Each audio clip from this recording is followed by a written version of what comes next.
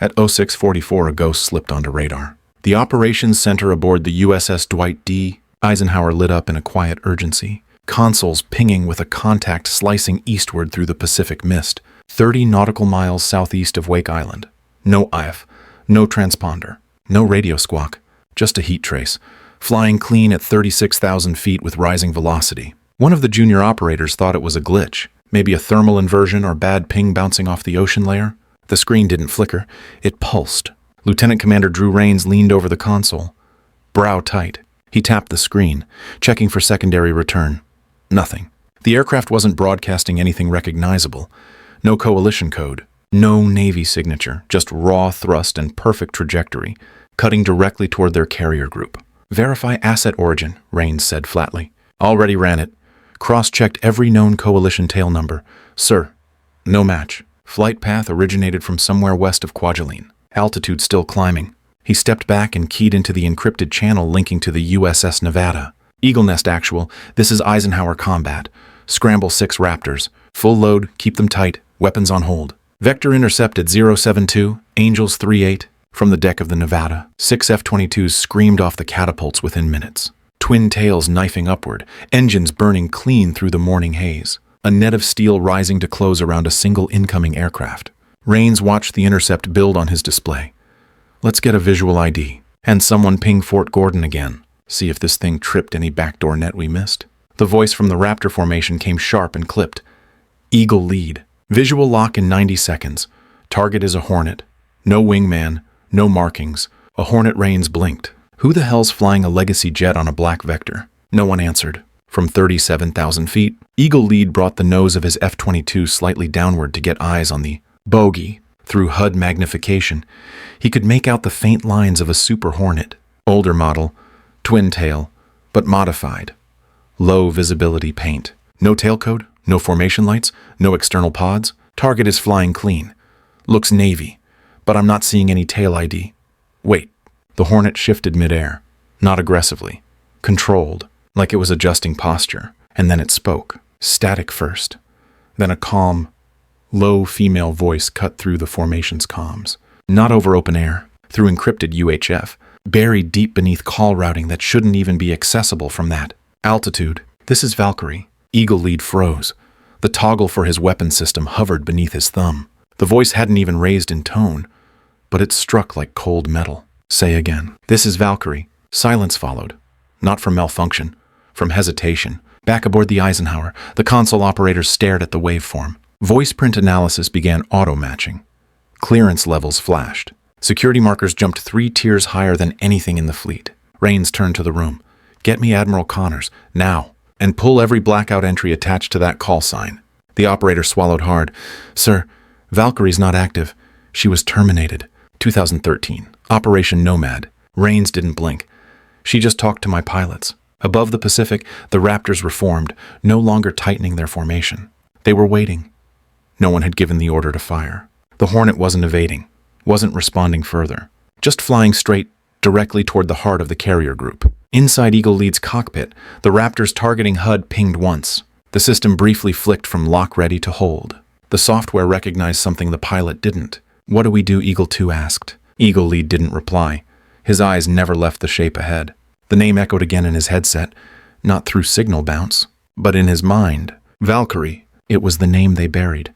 The one they were told never to speak. And she was flying again. The voice dropped like a blade through the encrypted channel. Every radar technician, comms officer, and system analyst in CIC froze. No one spoke. Not because of confusion. Because something old had just spoken out of nowhere. The call sign hadn't been used in over a decade. Not by protocol. By silence. Lieutenant Jason Carr, the youngest in the room, turned slowly toward the voice print monitor. He had been in middle school when Valkyrie last flew. His screen blinked twice. Then a single response returned clearance denied. He tapped again, trying to override using fleet credentials. The message repeated. Then a line of code appeared beneath it. Tier 0 lock, operational DNR. He looked up. Sir, it says do not re-engage. Commander Rains didn't move. His eyes were on the primary status board. The Hornet had broken no protocols, no radar lock, no hostile movement. She was holding a line, and everyone else was waiting for someone to understand what came next. Ensign Lin tapped a secondary console. I ran full spectrum queries.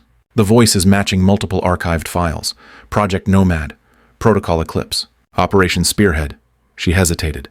All entries are redacted. Sir, we can't even see who approved them. Across the room, Chief Petty Officer Grant stiffened, a man with 22 years in fleet comms.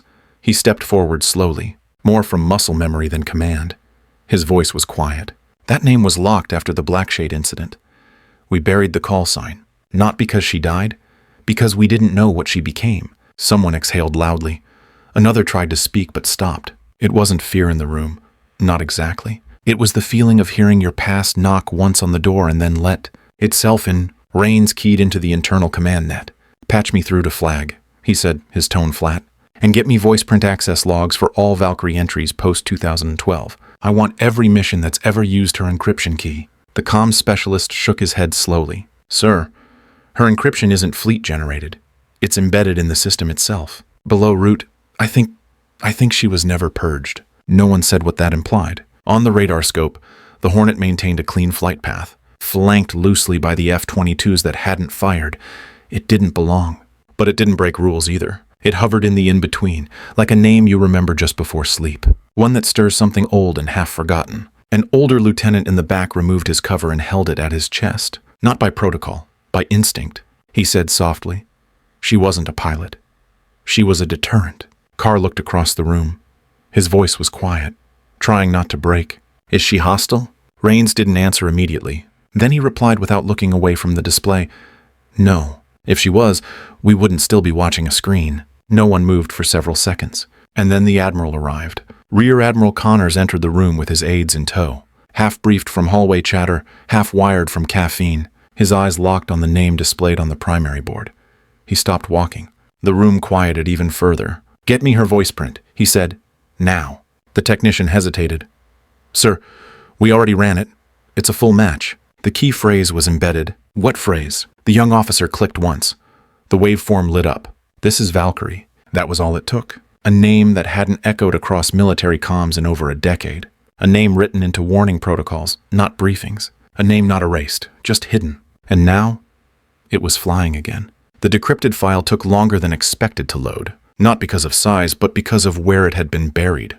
The console flickered twice, paused, then lit up with a red header across the top of the screen. Tier 1 blackout. Presidential eyes only. The technician didn't speak. He just stepped back from his station as if it had become radioactive. Admiral Reeve leaned forward, hands clasped behind his back. He had served through 3 administrations, half a dozen deployments, and more black site briefings than he could admit. But this name, Valkyrie, wasn't from a briefing.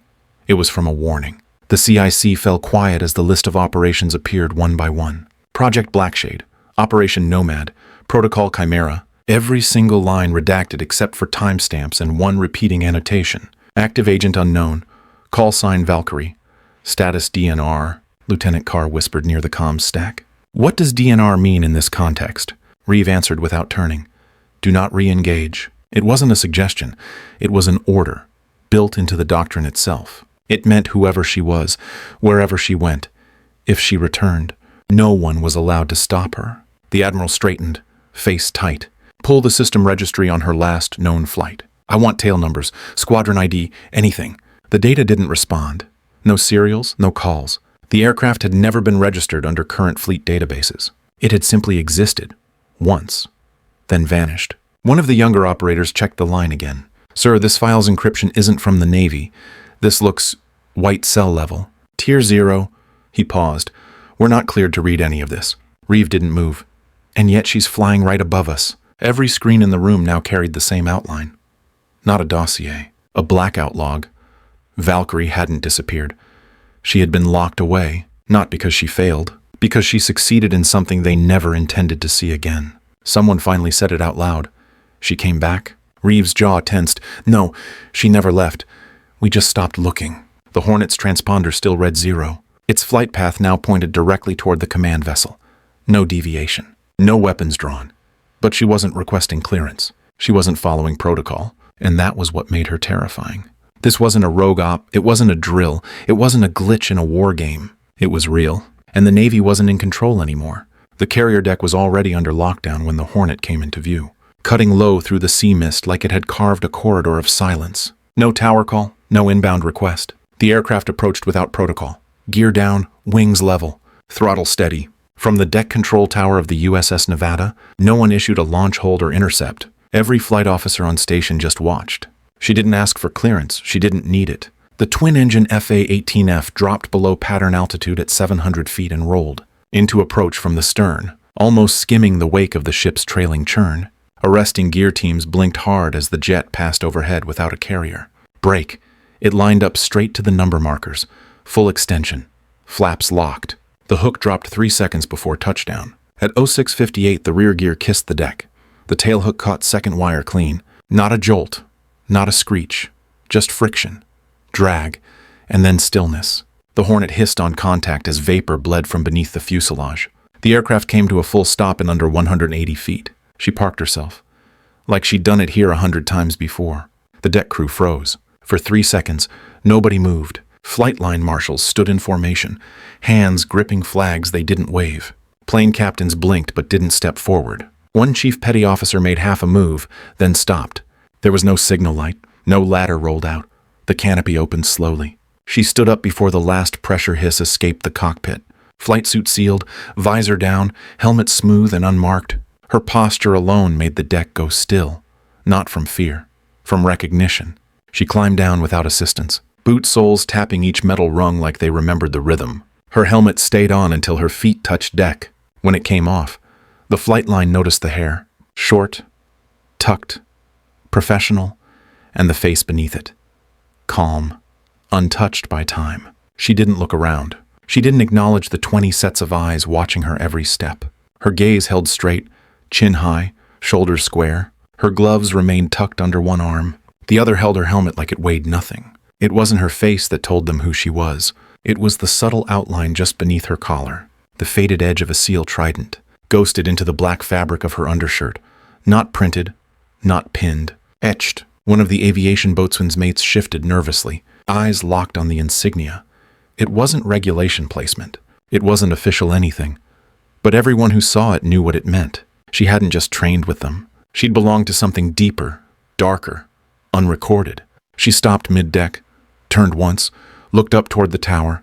There were no salutes, no whistles, no barking orders. The deck had gone utterly quiet. The only sound was the low, persistent hum of the Hornet's cooling turbines and the distant churn of ocean against steel. Then she walked, one foot in front of the other, straight toward the forward elevator without saying a word. No one blocked her. No one called her name. She didn't need clearance. The crew stepped aside. She didn't look left or right. She remembered this ship, and the ship remembered her. The room was silent before she entered. 12 officers sat around the dark oak table in the mission briefing bay. Below deck 12, Admiral Reeve was at the head, flanked by senior commanders from both Air Wing and Special Operations. The projection screen behind them was blank. No slides, no brief. Just a table waiting for something not listed on any schedule. At 07:21, the hatch opened. Valkyrie stepped in with her helmet tucked under one arm. Her suit still carried the salt of upper atmosphere. Her gaze met no one's directly. She didn't hesitate. She walked straight to the center of the table, set the helmet down without ceremony, and reached into her flight pocket. She placed the object down flat, a seal trident, scratched and dulled, edges worn from years. It wasn't pinned. It had no nameplate, just metal and weight. No one spoke. Then she said, "I didn't come back." Her voice was calm. No emphasis. No threat. Just fact. She looked at Admiral Reeve as if he already knew the rest. "I was never gone." The words struck harder than any demand.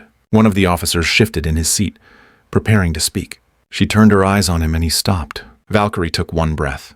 "I need full encryption clearance and unrestricted access to the flight deck. You'll revoke standing protocols on blackout zones between Wake Island and Grid 12, Charlie." Reeve finally spoke, voice low.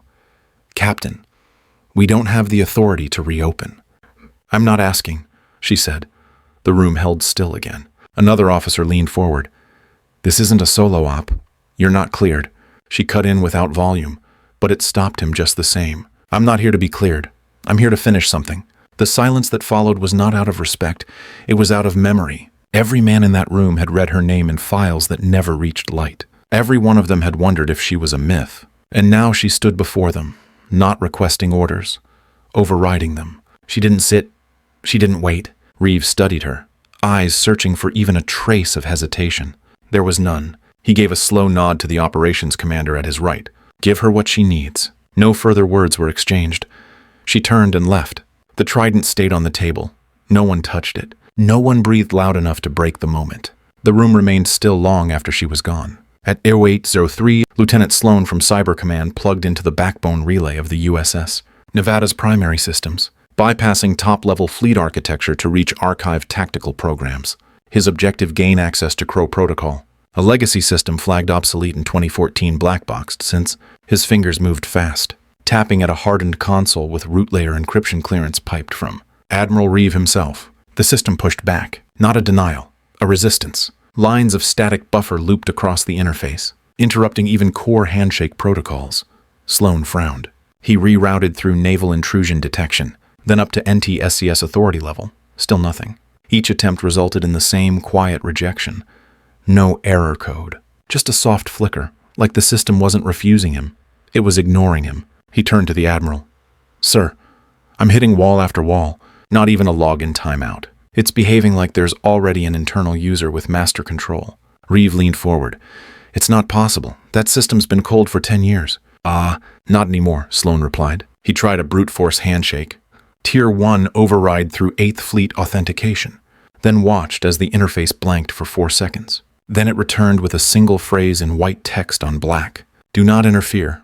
Objective override active. He froze. The CIC room, already tense, seemed to constrict. Sloan backed away from the console, voice lower now. That came from within Crow. Sir, something's running inside the protocol that predates our own command schema. Reeve stepped up beside him. He looked at the text, then at the system's routing.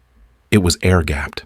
No external uplinks. No satellite trace. No current operator. Can you kill the process? Reeve asked. Sloan didn't answer right away, then shook his head once. It's locked to hardware-level persistence. No kill switch. No reboot. It activated itself. The operations chief leaned in from the side, eyes locked on the data feed.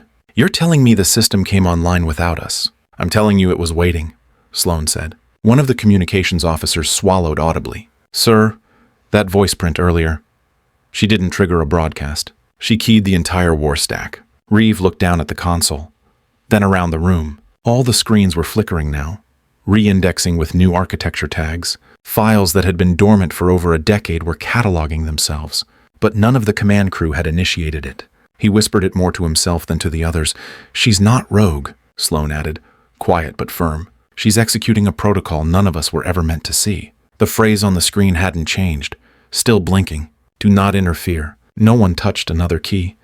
The room had grown colder, not in temperature, in presence. Valkyrie hadn't returned for clearance. She had reconnected to something they'd buried, and now it was awake again. At 0837, the launch deck of the USS Nevada vibrated with low idle hum. The morning ops window had closed. No aircraft were scheduled. The catapult teams were in standby rotation, but Valkyrie didn't wait. She walked across the flight line in full gear, helmet on, visor down. Her FA-18F Super Hornet sat cold on the forward platform. No ground crew had touched it. No one had fueled it. No one had been told to. She climbed the ladder and dropped into the cockpit like she never left it. The canopy closed with a hiss. 1 second later, the twin General Electric engines powered up in sequence. The entire aircraft lit with systems online before the avionics team could reach the tower to log the event. Below deck, CIC caught the signal spike. Sir, her Hornet just activated on its own net. The command net lit red. Reeves stepped closer. Who gave her clearance? No one, the tech replied. The system just took her biometric and synced. I didn't even run an auth handshake. Up top, the aircraft rolled forward. No deck crew flagged her. No signal marshal stepped in. They moved back without instruction, forming a silent corridor from the parking line to the launch rails. The tower called down. Does anyone have visuals on catapult alignment? She's taxiing herself. Someone answered. No shooter. No hook assist. She's doing it cold. Valkyrie pulled into position at Cat 1. The launch officer stood nearby, hands still at his sides. No one connected the holdback bar. No one attached launch guidance cables. Inside the cockpit, her gloved hand rested on the throttle. The forward display blinked once. Then something unusual happened. A flight plan appeared. Not from tower ops, not from fleet scheduling. It uploaded directly to her heads-up display through an encrypted channel. Outside the carrier's satellite uplinks, the route was simple. A corridor. No return vector. No destination. It just read Corridor Echo. Active. Below deck, the systems team watched the same feed appear in CIC. They had no ability to modify it. The data stream bypassed their firewall. Logged itself. Locked itself. "Where the hell is Corridor Echo?" asked one of the junior analysts. Reeve didn't answer. He was already staring at the trajectory. That airspace had been buried under failed intel for years. No drone could map it. No satellite held focus. It was an air corridor the Navy didn't talk about anymore. On deck, the afterburners flared once. Valkyrie gave no signal. No salute. No comms. The Hornet surged forward, unguided by tower. She left the deck clean, rising into the gray. The sky opened in front of her, and the carrier below shrank back into wake and static. Nobody followed, and nobody dared stop her. At 0912, Valkyrie leveled at 43,000 feet, deep inside the uncharted zone known in old recon maps as Corridor Echo. No satellite uplink, no data link echo. The Super Hornet held stable just under max ceiling, its radar scanning wide arcs against the inert Pacific sky. Her RWR showed clean, no pings, no known transponders. Then it appeared, a flicker on the edge of her ESA array. Not a contact, a gap, like something absorbing signal without reflecting it. Her radar tracked shape, not heat. Low profile delta shadow, 12 o'clock high at 9 nautical miles. No contrail. No IR bloom. The aircraft, or whatever it was, registered zero pressure signature. She armed her right side AM-120 and selected TWS. The lock trembled. Not broken. Disengaged. As if the object was aware and refusing, not by jamming, but by rejection. Then her HUD stuttered. Not glitching, rewriting. Symbols rolled across the glass in a format she hadn't seen since Operation Nomad, old protocols, ghost code, a sequence of numbers she recognized from the Crow protocol terminal. A handshake. She blinked. Her breathing slowed. The oxygen mask tightened at the seal. Valkyrie didn't answer. She rolled the stick hard left, punched thrust forward, and pulled into a stall dive maneuver. The Hornet bucked past 60 degrees nose down. Altitude dropped fast. She arced the dive into an inverted loop and re-leveled at 36,000 feet. Behind it, the object hadn't moved. It let her take position. Now trailing it, she studied its profile through her helmet's magnification. It wasn't shaped like anything in current doctrine. No canopy, no vertical stabilizers. The skin had no panel lines, no vent ports, just surface that shimmered slightly as though reflecting a sky that wasn't there. She eased the throttle. Her plane steadied. She tagged the target with a soft radar ping. Passive. No response. Then, as if by timing, intentional or inevitable, the object turned. Not banked. Turned. No roll. No pitch transition. One moment it faced forward. The next it rotated on axis. No inertia lag. No turbulence. Its nose, or what passed for one, faced her directly. Valkyrie's fingers moved to the master arm switch again. But the HUD blinked first. The radar reset to standby.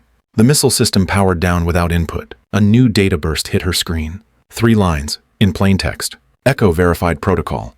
Crow active objective initiated. The cockpit lights dimmed slightly. A software shift too deep to be accidental. The object remained steady, now pacing her. 600 feet ahead at matched speed and altitude. No heat. No noise. No instruction. She adjusted trim, hands steady, no fear. Just tension, tight like a trigger not yet pulled. Then the object surged upward. Vertical climb, no afterburner. Straight through thin cloud with zero sound barrier breach. Valkyrie throttled to follow. Her Hornet rose in pursuit, not because she was ordered, because she knew this wasn't an enemy. This was the next phase. At 0926, the object stopped climbing. It held altitude at 61,000 feet. Steady in a hover no known craft could maintain. Valkyrie leveled her Hornet beneath it, angle nose up. Trim balanced on the edge of stall. The surface of the object shimmered once, like a lens adjusting against light. Then it opened, not like a door, not like a hatch. The surface parted silently along an invisible seam, revealing a flat platform that hadn't been there a second before. The air inside didn't vent. No pressure loss. No mechanical shift. Just exposure. And standing there, on the edge of that impossibility, was a human figure. Flight suit torn at the left shoulder, chest rig faded, one strap missing. The helmet was older gen military issue. Visor blacked and scratched. Patches ripped off, no flag, no rank, just posture. Her HUD went black for exactly 3 seconds. Systems rebooted, displays reloaded. Then a call sign appeared in the top left of her vision. Razor 6. She didn't breathe. Her hands stayed on the controls, but she didn't touch a thing. Oxygen hissed in a steady loop against her mask. No alarms, no movement, just him. He didn't move at first. Then he turned. The motion was small, not slow, not deliberate. Familiar, like an old gait, a memory stored in muscle, not mind. He faced her, still too far to make out features. But she knew the angle of the shoulders, the tilt of the head, the weight in the stance, like the body knew flight before it knew land. She had seen that stance her whole life, in the mirror, on the tarmac, at the edge of deployment ramps. He didn't raise a hand, didn't call out, just looked, and something in her cracked without sound. Not shock, not panic, the kind of silence that sits behind grief, deeper than tears. Razor 6, her brother, declared KIA 13 years ago during an off-books intercept near the Philippine Trench. Body never recovered, debrief classified. She'd been told it was fast, surgical, closed. But now he was here, not a ghost, not a trick of light. The air in the cockpit felt thinner. Her hand hovered near the radio but didn't press. There was nothing to say that wouldn't make it unreal. He was changed, worn, but not lost, not gone. And he was looking at her, like he knew this moment would come, like he'd waited for it. She didn't blink, didn't move. She just stared back, and in that stillness, understood what it meant for something to return, not by permission, but by unfinished purpose. At 11:42 inside a Level 4 skiff beneath the Pentagon, Admiral Reeve entered a biometric key code that hadn't been used in over a decade. The vault lights came on one by one. No overhead fluorescence, just recessed beams across stone walls and brushed steel consoles. A terminal woke in the center of the room. One word pulsed faint on-screen: siren. He exhaled before moving, not from hesitation, from memory. He slid his ID across the reader and keyed in the phrase. The system verified, then decompressed a cold archive from redundant off-grid servers. The terminal shifted. Static filled the screen before forming into thermal imaging. Grainy at first, then sharpened into satellite vector overlays. Date 2012-08-07, time index 0319 UTC, location Mariana Trench, southwest quadrant.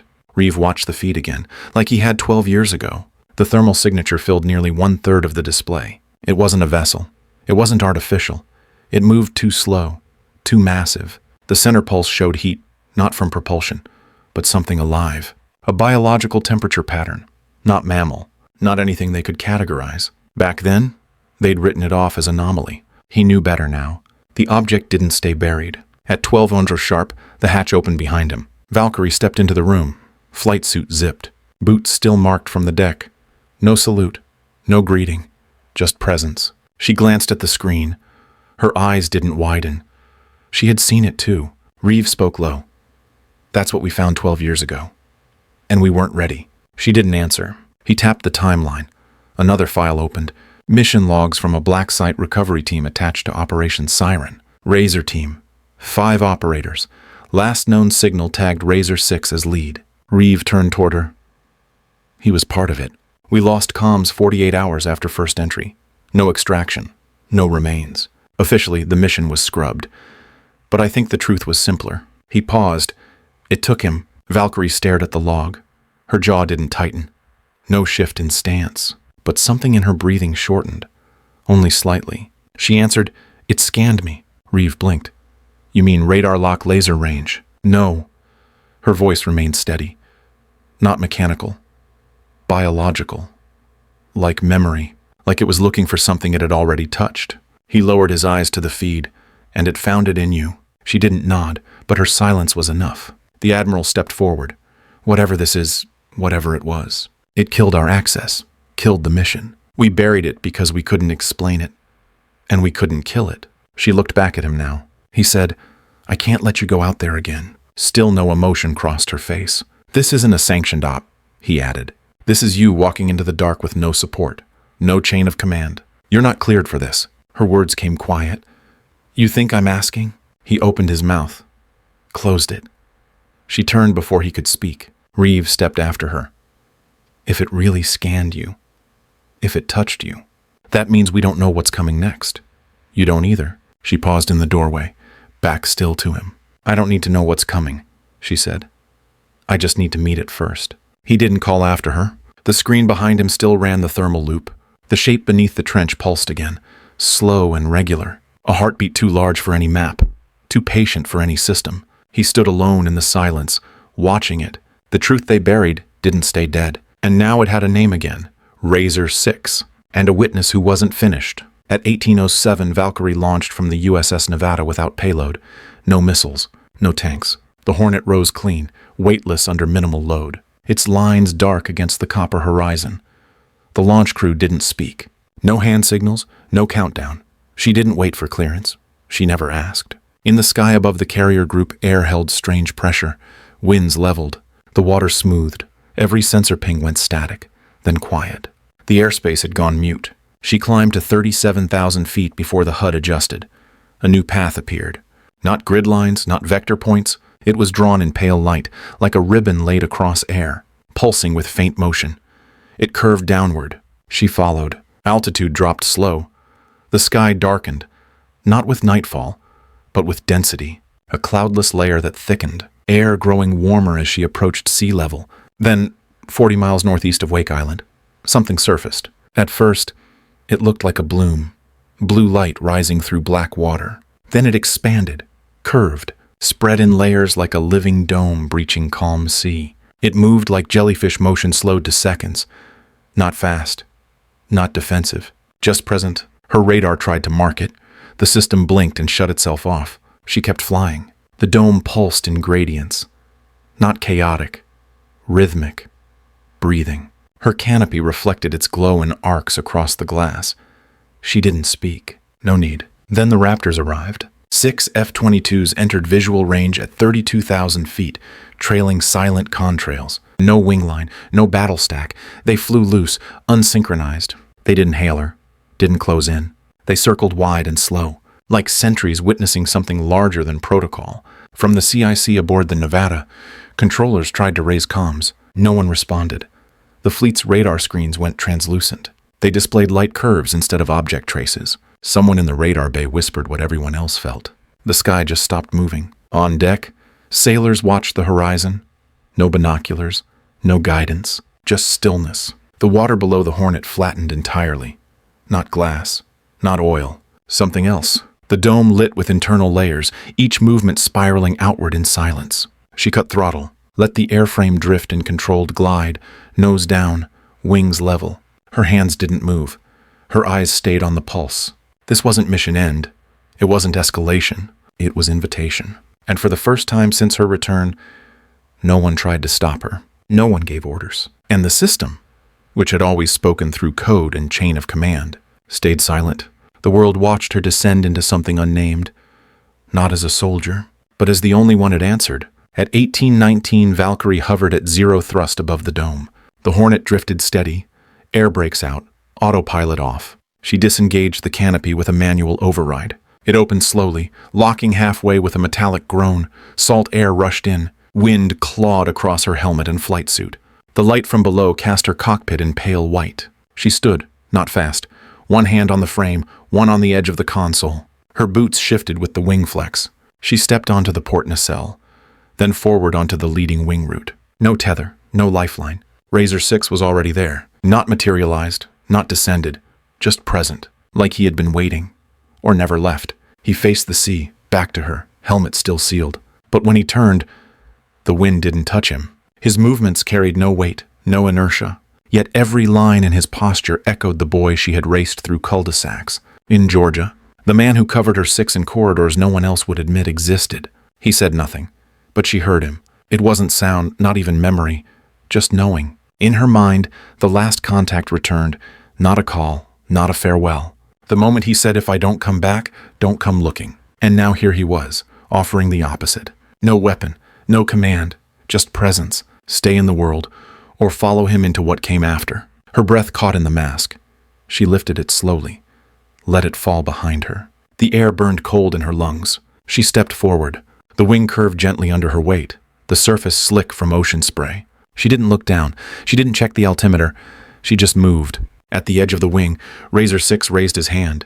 She didn't take it. She didn't need to. She stepped off. The dome rose, It met her in silence, lifted her like breath taken into lungs. Light swallowed both figures, soft and white, without flame, without noise. From above, the Raptors formed a circle at altitude, no weapons drawn. No formation grid.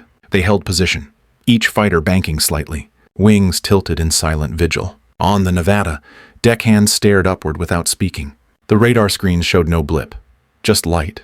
The sea below pulsed once more, then fell still. In the sky, the color shifted. Blue faded to pearl, then to dusk-stained gold. And where the Hornet hovered, now empty, the wind passed through untouched air. At 1831, the CIC screens aboard the USS Nevada flickered once, then reset. Radar sweeps resumed from default protocols. No alerts, no errors. Just silence. Every aircraft identifier faded in sequence. Raptor squadrons, refueling drones, encrypted sat links, all except one. Valkyrie plum. The plus wasn't a glitch. It pulsed faint blue, constant. Not a call sign, not a transponder tag, just presence. Rear Admiral Reeves stood in the tower, arms behind his back, watching the empty quadrant off Wake Island. He didn't speak, didn't reach for comms. There was nothing to command, nothing to recover. Below him, sailors filtered up from the hangar bay. Not to raise alarms, not to salute. They came to look. No one told them to. A stillness moved through the ship.